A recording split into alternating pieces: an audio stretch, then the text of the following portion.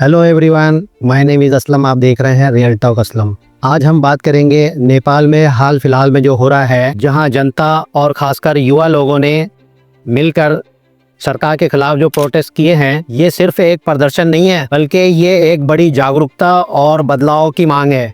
नेपाल में कई सालों से सरकार और राजनीतिक लोग भ्रष्टाचार में लिप्त हैं। सरकारी पैसों का गलत इस्तेमाल, लोगों की ज़मीन या सरकारी ज़मीन अपनी मर्जी से बेचना, ऐसे कई मामले सामने आए हैं, जैसे ललिता निवास लैंड स्कैम, कोऑपरेटिव स्कैम। इन घोटालों में कई बड़े अधिकारी और कुछ नेता शामिल हैं। जनता को लगता है इनके कारण कोई उनके लिए सही काम नहीं हो रहा है।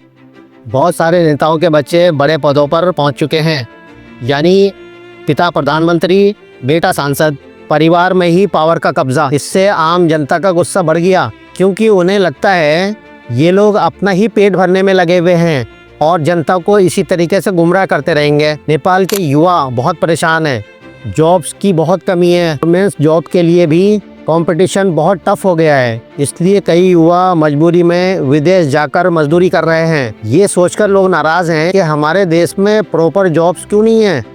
सोशल मीडिया बैन, सरकार ने अचानक इंस्टाग्राम, फेसबुक, यूट्यूब जैसे बड़े प्लेटफॉर्म बंद कर दिए। सरकार ने कहा सुरक्षा के लिए किया है, लेकिन युवाओं ने इसे एक्सप्रेशन की फ्रीडम पर अटैक माना। बल्कि एक प्रोटेस्टर ने कहा social media is our voice, you can not block our voice. राजनीतिक नेताओं का दिखावा और लाइफस्टाइल। जब देश में गरीबी और बेरोजगारी है, वहीं कुछ नेता और उनके बच्चे लग्जीरियस लाइफ को दिखाते हैं। विरोध प्रदर्शन कैसे बढ़े? शुरुआत सोशल मीडिया पर अवेयरनेस बढ़ाने से हुई, फिर प्रोटेस्ट सड़कों पर फैल गए। कई जगह गवर्नमेंट्स की बिल्डिंग पर आग लगाई गई।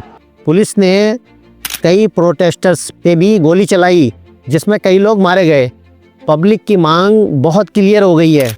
करप्शन का अंत, जॉब अपॉर्चुनिटीज़ को बढ़ाना, सोशल मीडिया की फ्रीडम बहाल करना, ट्रांसपेरेंट गवर्नमेंट। इसमें सरकार की प्रतिक्रिया क्या रही? प्राइम मिनिस्टर ने इस्तीफा दिया, लेकिन प्रोटेस्ट खत्म नहीं हुए। लोग चाहते हैं पूरा सिस्टम चेंज हो। एक्सपर्ट्स का मानना है हर समय रहते हुए सुधार नहीं किए गए तो सिचुएशन और बदतर हो सकती है। नेपाल में जो ये आंदोलन चल रहा है, ये केवल एक सरकार के खिलाफ नहीं है, ये एक नई पीढ़ी की आवाज़ है जो कह रही है enough is enough, time for change. Corruption, unemployment, nepotism, social media ban, ये सब मिलकर जनता के धैर्य को तोड़ चुके हैं। वे अब सही और ट्रांसपेरेंट गवर्नेंस की डिमांड कर रहे हैं। अगर सरकार ने जल्दी कदम नहीं उठाए तो आने वाले समय में नेपाल का पॉलिटिकल फ्यूचर और भी अनसर्टेन हो सकता है। दोस्तों, एक बहुत इम्पोर्टेंट बात जो हम कभी नहीं भूल सकते, जो भी गलत काम करता है उसका नतीजा गलत ही होता है, चाहे डिपार्टमेंट कोई भी हो। Religious, political, social, corruption, nepotism, fake promises, social injustice, ये सब गलत काम है। और हिस्ट्री ने हमेशा ये दिखाया है every wrong action gets its on punishment. Religious leaders लोगों को गुमराह करते हैं तो उनका ट्रस्ट खत्म हो जाता है।